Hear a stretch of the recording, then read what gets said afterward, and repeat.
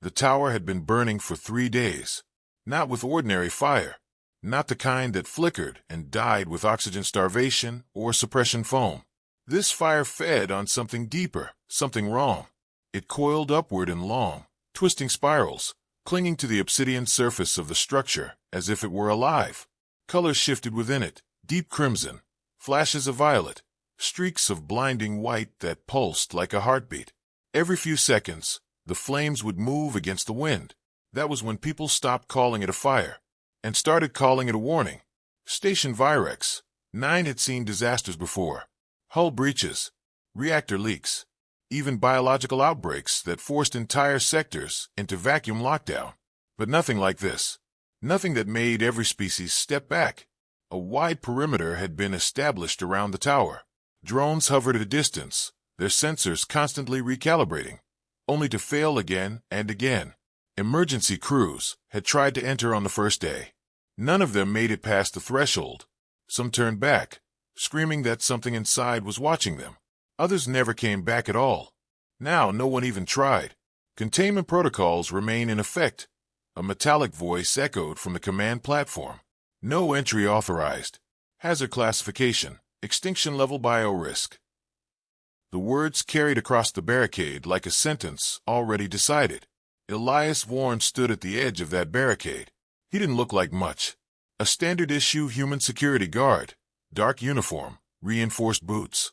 Helmet clipped to his belt instead of worn. His job wasn't heroics. It wasn't glory. It was standing still, watching things, and making sure no one crossed lines they weren't supposed to. Right now, the line was the burning tower. Behind him, a group of alien officials argued in overlapping tones. Sharp clicks, low vibrations, and translated bursts of speech that only made things worse. The entity is unstable. Containment failure is already catastrophic. If it escapes, it won't. Another voice cut in coldly. It will burn. Elias' jaw tightened slightly. He didn't turn around, didn't speak. He just kept staring at the tower, because beneath the roar of the unnatural flames, there was something else. At first, he thought it was structural noise, metal tearing, internal collapse, the kind of sound buildings made when they were dying. But this was different, irregular, strained, a sound that came in waves, a sound that almost. Elias frowned. Then he heard it again, a scream, faint, distant, but unmistakable. He straightened slightly, his attention sharpening. No one else reacted. The officials continued arguing. The drones kept scanning. The station kept pretending this was just another problem that could be sealed off and forgotten.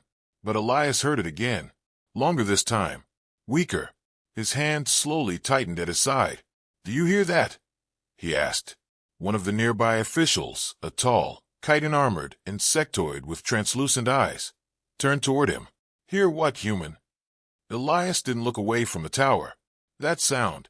The official tilted its head, listening. For a moment, there was only fire, only chaos, only the low hum of failing systems. Then, nothing. "I detect no relevant anomaly," the insectoid said flatly. "Remain at your post." Elias exhaled slowly. "Yeah," he muttered. "Guess it's just me." But he knew it wasn't. Minutes passed, or maybe seconds. Time felt strange out here, stretched thin by heat and tension. Then the sound came again, clearer. Pain. Elias closed his eyes for a brief second, and in that moment, something clicked into place. "That's not a system failure," he said quietly. The insectoid turned again, irritation creeping into its tone.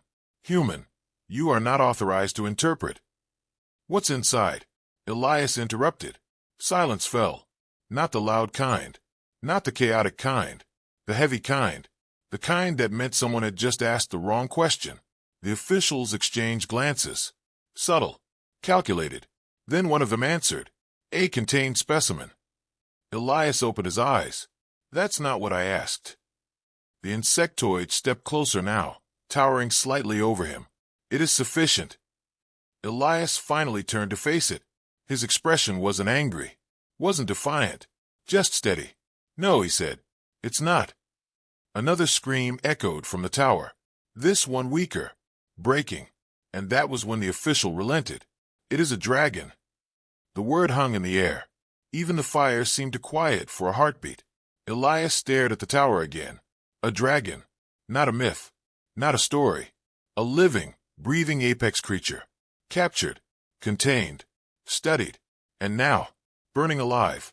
Then why are we standing here? He asked. The insectoid didn't hesitate this time.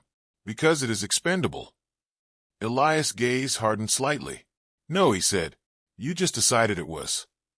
The official's voice dropped, colder now. If you enter that structure, you will die. Elias considered that. Just for a moment. Then he gave a small, almost amused exhale. Yeah, he said. Probably. Another scream. Barely there. But enough. Elias reached down and grabbed his helmet. Snapped it into place. Sealed the mask with a sharp hiss. Human, the official warned. Stand down. Elias stepped forward. Past the barricade. Do not proceed. He didn't stop. This is a direct order. Elias paused for half a second. Then, without turning back, he spoke. Yeah, he said quietly. I heard you. And then, he kept walking. Toward the burning tower. Toward the impossible. Because inside that fire, something was still fighting to live. And humanity had never been very good at ignoring that. The heat didn't feel like heat. It felt like resistance. The moment Elias crossed the threshold of the tower, the world changed. The roar of the flames outside dulled into something heavier, closer, more oppressive. The air itself seemed to thicken, pressing against his suit, forcing every breath to come slower, harder. His visor instantly fogged at the edges, systems struggling to compensate. Temperature spike detected. His helmet AI warned. Environmental stability, critical. Yeah, Elias muttered. I got that. He took another step inside. Then another. Behind him, the outside world disappeared. Not visually, but mentally. Like crossing into the tower had severed something invisible, cutting him off from the station. The voices, the hesitation. Out there, this was a containment zone. In here, this was a battlefield. The corridor stretched ahead, warped and broken. Walls that should have been straight now bent inward, like softened wax. Sections of the ceiling had collapsed, spilling molten debris across the floor. But the fire wasn't random. It moved. Streams of flame curled along the walls in deliberate patterns, avoiding certain areas while devouring others. They pulsed in waves, almost synchronized, like a living system reacting to his presence. Watching him, Elias slowed. All right, he said under his breath. That's not normal. A flicker of movement darted across the corridor ahead, too fast to track. Not debris, not flame, something else. His hand hovered near the small utility cutter at his belt. Not a weapon, not really, but it was something. The tower groaned around him, a deep, structural sound that vibrated through his boots and into his bones. Then, he heard it again, the scream. Closer now. Elias froze, not from fear, but from certainty. That's you, he said quietly. The sound came again, longer, strained, like something dragging breath through broken lungs. He turned toward it instinctively. Down a side corridor, partially collapsed, half blocked by twisted metal. Of course it's not a straight path, he muttered. He pushed forward anyway, climbing over debris, sliding past jagged edges, ignoring the rising temperature warnings, flashing across his visor. Each step deeper into the tower made the world feel heavier, not just physically, something else, like pressure against his thoughts, like the tower itself was aware of him. Elias shook his head slightly. Focus, he said. Get in. Get out. Another scream cut through the air. Weaker. Time was running out. He moved faster. The corridor opened into a wider chamber. What used to be some kind of containment access hub. Massive support pillars lined the space. Many of them cracked or partially melted. The floor had caved in along one side, revealing a lower level filled with churning flame. And at the center, a sealed bulkhead door, or what was left of it. The metal had warped outward, like something inside had tried to force its way through, and failed. Elias stepped closer. The heat here was unbearable, even through the suit. It felt like standing inside a furnace. Core chamber, his helmet AI said. Structural integrity failing. Yeah, Elias replied. That's where it'd be. He reached the door, placed a hand against the twisted metal. It was still hot, still burning. Another sound came from the other side. Not a scream this time. A low rumble. Deep. Alive. Elias swallowed. All right, he said quietly. Let's meet. He braced himself, then shoved. The door groaned, shifted, then gave way.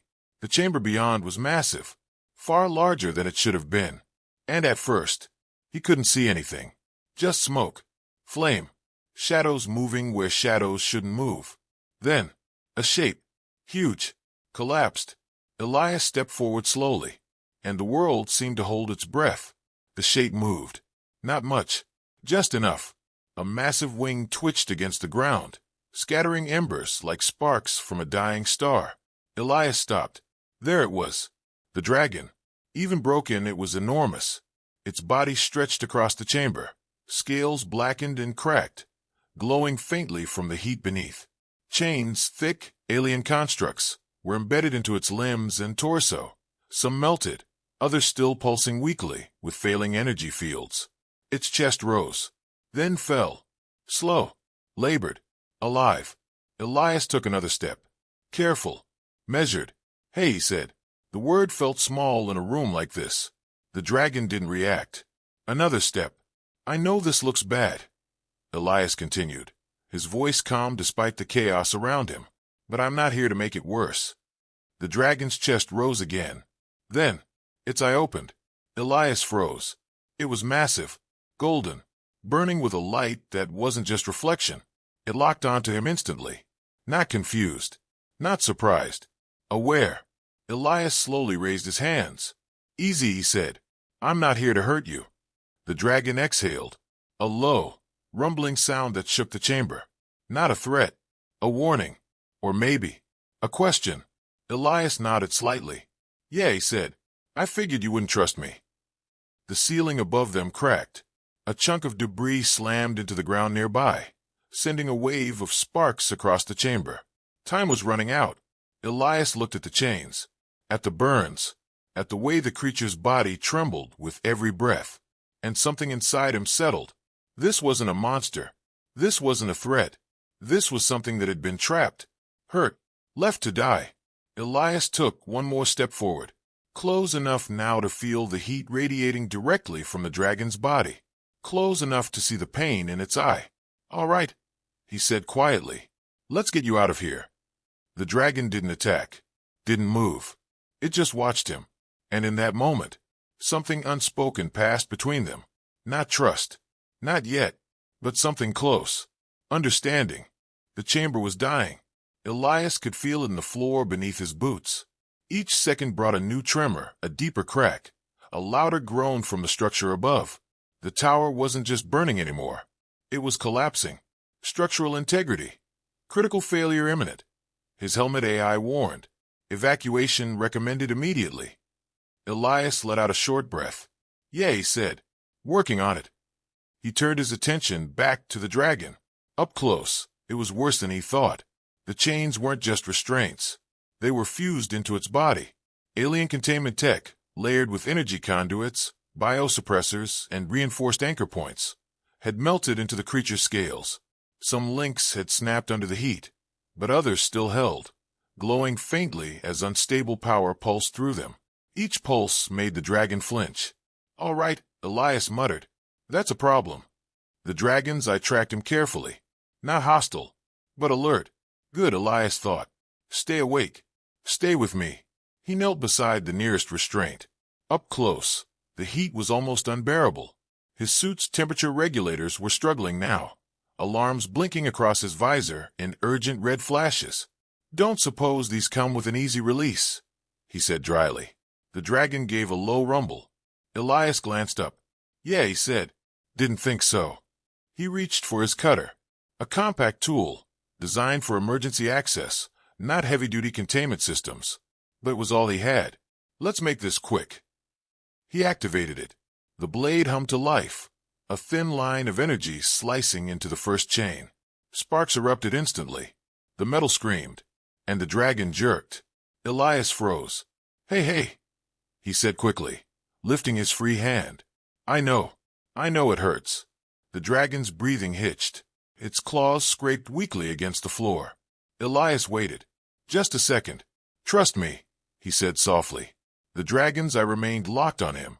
Then, slowly, it stilled. Elias nodded. Good, he whispered. And cut. The first chain snapped. A burst of energy flared outward, dissipating into the burning air. The dragon's body shifted slightly. A small movement, but enough. All right, Elias said. One down. The tower shook violently. A section of the ceiling collapsed across the far side of the chamber, sending a shock wave of heat and debris rolling toward them. Elias braced himself, shielding his face. Time's up, his AI warned. Collapse imminent. No kidding, Elias muttered. He moved to the next restraint. This one was worse. The energy field around it flickered erratically, sparking in unpredictable bursts. The chain itself was embedded deeper, half melted into the dragon's flesh. Elias hesitated. Cutting this one would hurt. Badly. He looked up at the dragon. All right, he said quietly. This one's gonna suck. The dragon's eye narrowed slightly, but it didn't pull away. Elias exhaled, then drove the cutter into the chain. The reaction was immediate. The dragon roared. Not loud, not powerful, but raw. Pain ripped through the sound, echoing against the chamber walls as the energy field destabilized. Elias gritted his teeth. Almost. The blade flickered under the strain. Then, the chain snapped. Energy surged outward in a violent wave. Elias was thrown back, slamming against the floor. For a moment, everything rang. Silence. Then, a deep, shuddering inhale. Elias pushed himself up. The dragon had shifted. More than before. Its wing twitched. Its head lifted slightly. Strength was returning. But not enough. Not nearly enough. Elias' gaze flicked to the exit. Too far. Too unstable. Then back to the remaining restraints. Too many. And the tower. The tower was about to come down. Warning. Total structural collapse in. The countdown cut through his thoughts. Elias stared at the dragon, then at the door, then back again. And just like that, the equation solved itself. 2 options. 2 lives. 1 outcome. He let out a slow breath. Yeah, he said quietly. Figures. No panic. No hesitation. Just acceptance. He pushed himself to his feet and moved toward the dragon's head. Slowly, carefully. The creature watched him approach. Elias reached out and placed his hand against its scales. They were hot, burning, but steady. You're not dying here, he said softly. The dragon's eye flickered. Elias gave a faint smile. Not today. Another violent tremor shook the chamber. Chunks of the ceiling began to fall in rapid succession now. The tower was done waiting. Elias turned back to the restraints. All right, he said. Let's finish this. Even if it killed him. Because some things, some lives, were worth the cost. The tower was coming down. Not slowly. Not in pieces. All at once. The structure groaned like a dying giant, every support failing in cascading sequence. The flames surged higher, brighter, feeding on the collapse as if it had been waiting for this moment. Total structural failure imminent. Elias' helmet AI blared. Evacuate immediately. Elias didn't move. His focus was locked on the final restraint. 1 chain. That was all that remained between the dragon and freedom. Come on, he muttered, dropping to one knee beside it. This one was the worst. The metal had fused completely into the dragon's body, wrapped tight around its wing joint. Energy still pulsed through it in violent surges, each one sending visible shockwaves through the creature's already weakened form. Every pulse made the dragon shudder. Elias swallowed. This is gonna hurt, he said quietly. The dragon's eye shifted toward him. Not fear. Awareness. Elias tightened his grip on the cutter. Stay with me, he said. Then he drove the blade into the chain. The reaction was instant. The chamber exploded with light. Energy arced violently outward, slamming into the walls, tearing chunks of burning debris loose from the ceiling. The dragon roared, this time louder, raw and uncontrollable, the sound ripping through the collapsing structure like a shockwave. Elias held on. Almost, he shouted. The cutter flickered, struggling to maintain output against the unstable energy field. The chain resisted, then cracked, then snapped. The energy discharge blasted outward in a blinding wave. Elias was thrown back hard, skidding across the floor as fire surged around him. For a moment, there was nothing but white. Then, sound returned. A deep inhale. A massive shift of weight. Elias forced himself up, coughing. The dragon was moving. Not weakly this time. Slow, but powerful. Its wings spread slightly, damaged, scorched, but no longer bound. Its claws dug into the cracked floor as it pushed itself upright, towering over the collapsing chamber like something reborn from the fire itself. Yeah, Elias breathed. You're up. Another section of the ceiling collapsed, this one directly behind the dragon, blocking part of the exit path, with burning debris. Time was gone. Move, Elias shouted. The dragon hesitated. Its gaze shifted from the exit, back to him. Elias shook his head. No, he said. Don't do that. The tower screamed. Support beams snapped like twigs. The chamber walls began to buckle inward. Elias ran toward a nearby control panel, half-melted, barely functional. Emergency override. If he could force it. He slammed his hand against the interface. Nothing. Come on, he growled, hitting it again. The system flickered. Then, power surged. The remaining structural locks disengaged with a deafening crack, forcing the exit corridor open wider, just enough. Go, Elias shouted, holding the override in place as sparks erupted around him. The dragon didn't move. Elias turned. Geo, he yelled again. Still, it hesitated. Elias' voice dropped. Don't make this harder than it already is. Another violent tremor ripped through the tower. The floor beneath him cracked. Fire surged between the fractures. Elias slammed his hand harder against the panel, forcing the system to hold.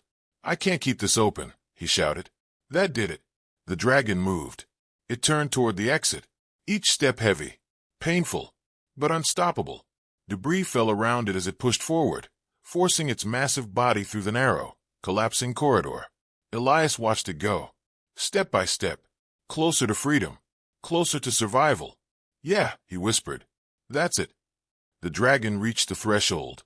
The light from outside cut through the smoke, illuminating its form in a blaze of gold and fire.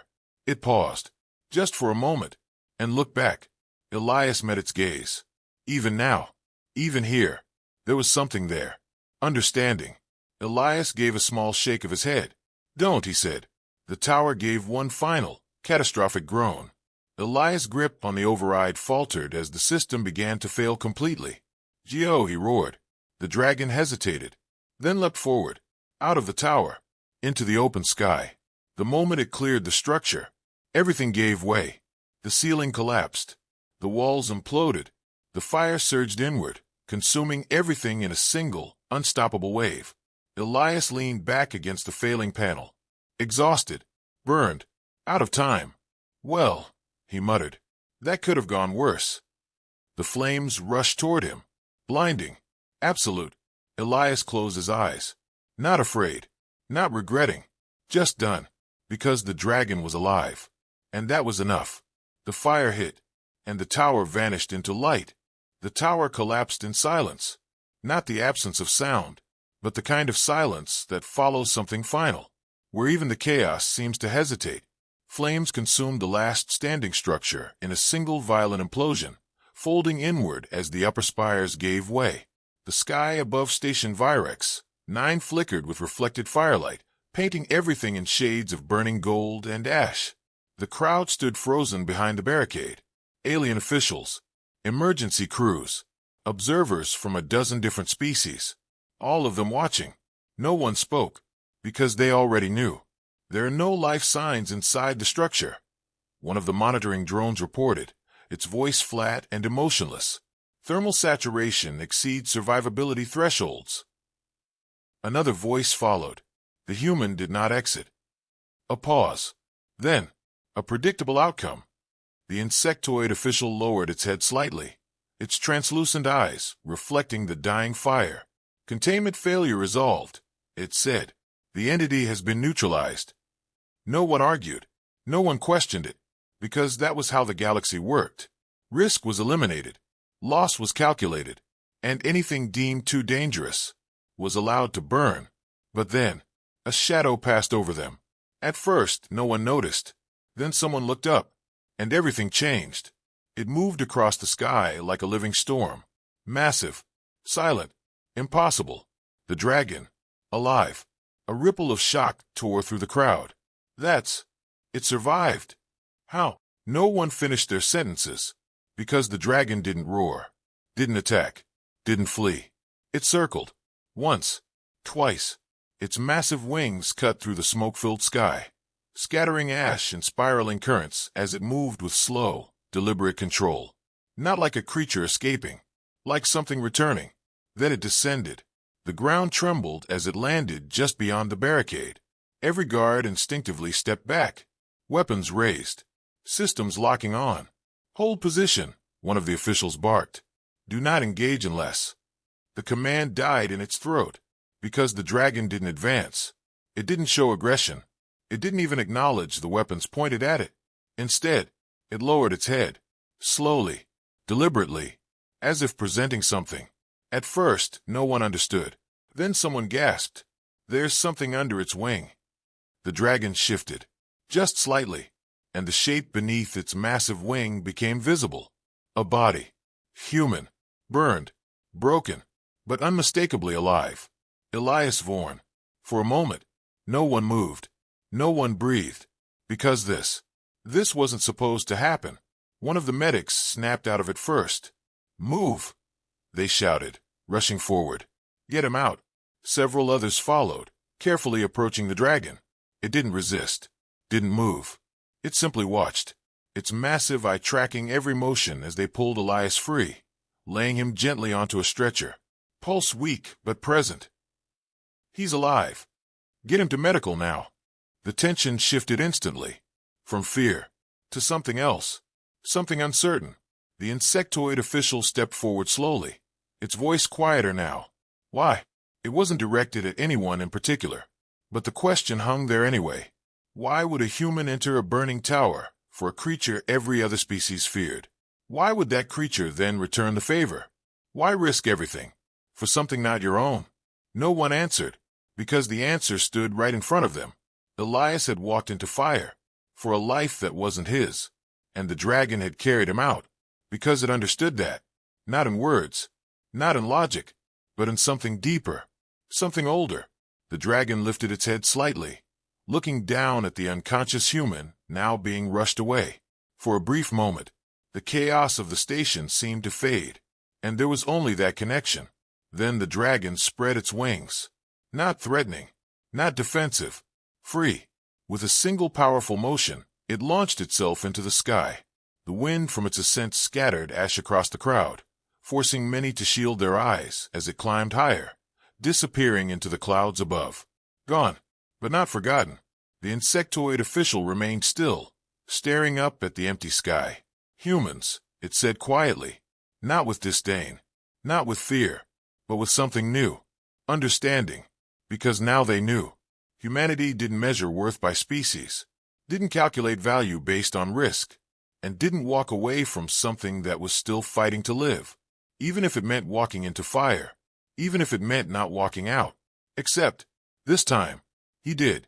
And somewhere beyond the clouds, a dragon remembered.